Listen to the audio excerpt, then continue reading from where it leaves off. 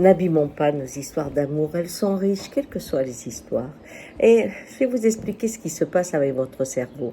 Quand la rupture arrive, très souvent, le cerveau rentre dans l'histoire, c'est-à-dire il revient au tout début. Et il abîme tout ce que vous avez vécu. Oui, on m'a trahi, c'était pas comme ça, je croyais que... Et ces bons moments qui vous ont réunis, cette façon d'être ensemble qui vous a comblé, eh bien va être abîmée par ce cerveau qui va y voir la tromperie dès le premier jour. C'est une erreur, bien sûr. Et dans ces cas-là, vous avez une histoire qui est un échec, mais qui surtout n'aurait pas dû être vécue. Alors qu'elle a eu deux temps. Le temps où vous avez été heureux, et puis le temps douloureux où vous avez appris autre chose. Parce que même dans la douleur, on apprend encore.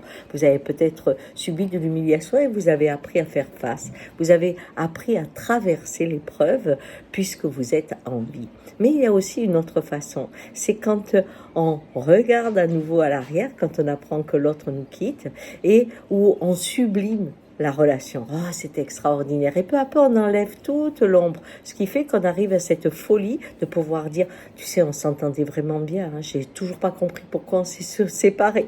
Parce qu'on a effacé les endroits douloureux qui faisaient que la rupture arrivait. Voilà. Alors écoutez, faites un petit peu cette expérience de regarder vos histoires et d'en prendre les richesses plutôt que de les abîmer.